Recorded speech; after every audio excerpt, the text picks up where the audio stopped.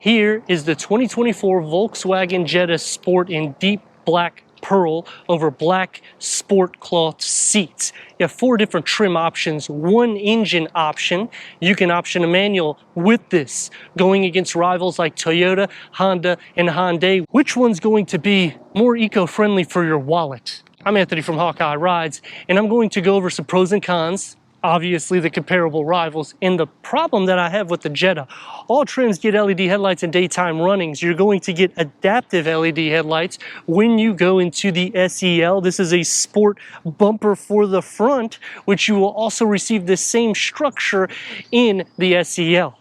The grille is going to get the matte black with the satin aluminum that brushes into the headlamp assembly. And when you're thinking eco-friendly, you're getting 30 mpgs for the city and 40 mpgs for the highway with this 1.5 liter 4-cylinder turbocharged engine. That's 158 horsepower with 184 pound-feet of torque. If you go into the base trim, 6-speed manual is standard. You'll have to pay for the 8-speed Tiptronic, which we have here. The S trim starts with a 16-inch wheel. The Sport trim gives us these 17-inch wheels with the XDS cross differential system, so it's going to be a little bit more of a sporty drive. This year, all trims receive the IQ Drive, which includes the Travel Assist, which is a semi-autonomous driving assist, adaptive cruise control with stop and go, lane assist that keeps you in the lane, emergency assist, front assist with frontal collision warning and automatic autonomous emergency braking with pedestrian monitoring,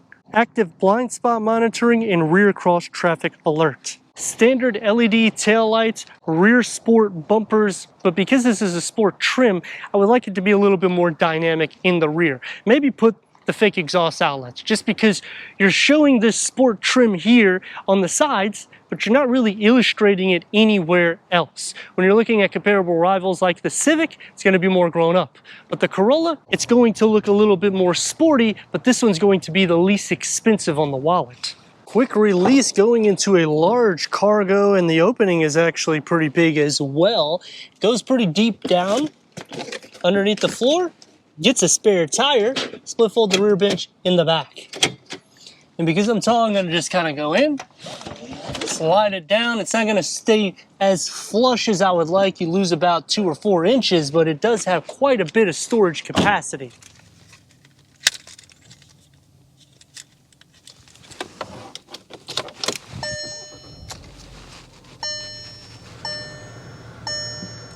Six-way manual seat adjustment for the front. The SE will get power seat adjustment for the driver with the VTEC interior. These are going to be a sport cloth seat. The SEL will get the leather wrap seats. Heated seats will start on this trim. Ventilated seats go up into the SEL. Headroom and leg room. We get the sports pedals. Push button starts on the SE.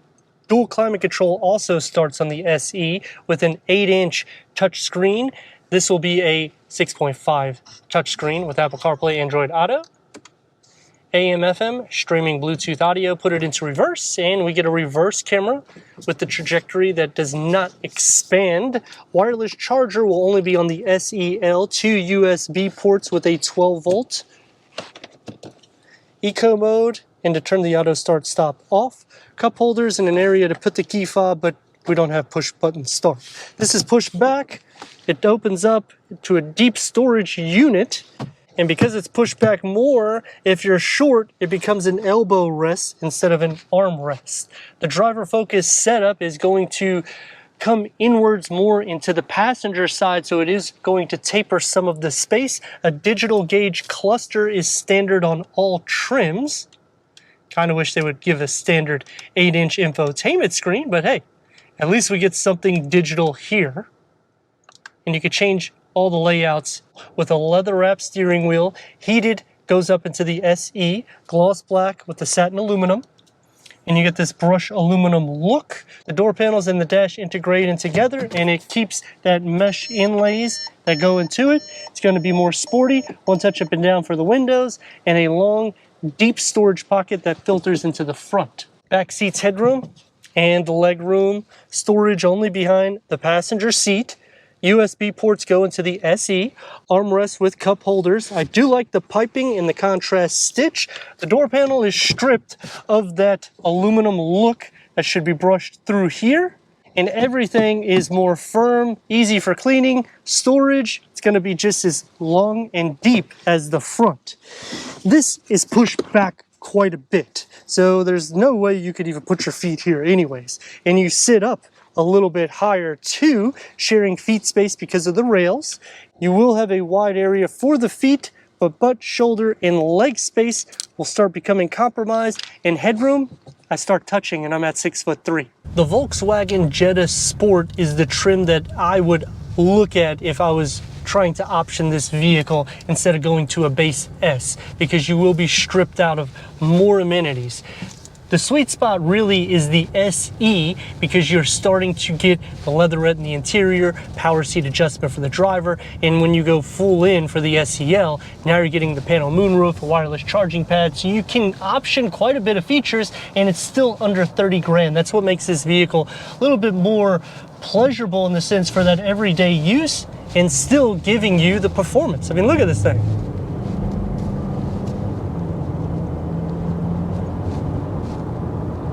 And when you're considering it's 158 horsepower, it's enough. 184 pound-feet of torque. It's motivated to get you to point A to point B pretty quick. You do sit a little low to the ground. Moving in and out of traffic isn't too much of a problem. And if you have to do some hard movements, you can still do so. Turn radius at that stop point is about 2 lanes, and let's rock and roll.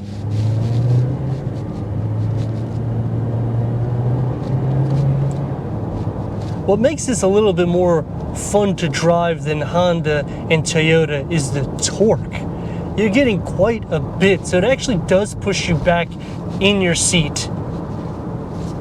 You feel a little bit more engaged. You still have the availability of optioning a manual transmission, in which you get that on the base tier, so you can save even more money, and you're just a few, maybe $1,000-ish more than 20 grand for the base trim. It's hard nowadays to get a vehicle this inexpensive, plus 40 mpgs, which is quite a bit. And your day in and day out traffic is still over 30. And that's gonna take me to my pros and cons. You've heard quite a bit of the pros, so we're gonna just skip into the cons. 6.5-inch infotainment screen, we're at the Sport trim. We're not gonna receive a wireless charging pad unless we go to the SEL. We don't get a panel moonroof unless we go to the SEL. Give us an 8-inch standard, not a standard 8-inch gauge cluster. I'm happy that we have a digital reader, but when that's bigger than the center cluster, that's just a problem for me. The other cons is you have to go up to over 25 grand in order to get charging ports in the rear. When you're going up to the Sport trim, you are changing the bumpers, getting larger wheels. You get a sportier interior because of the Sport seats, but you're not even getting the VTEC leatherette. You have to go to the SE, which, if you're gonna option it this way, you should only have 3 tiers, because there's not that much difference between the S and the Sport trim. And that takes me to the big problem that I have. We still do not receive standard push button start. You have to use a key fob. The technology in this is not going to be as good as the SE, because you're changing out the interface for the center cluster. You're not even receiving dual climate control until you're going to a mid 25 grand price, in which I'm trying to be eco-friendly here, and now I'm starting to go closer to the $30,000 price point, in which it opens up a lot of doors to a lot of vehicles. But let me know your thoughts in the comments, and if you're new to the channel, consider subscribing. Check out the next video, merchandise, website, and Instagram. Leave a comment and a like, and I'd like to thank Volkswagen of Newport Richey for giving us this 2024 Volkswagen Jetta Sport for our car review.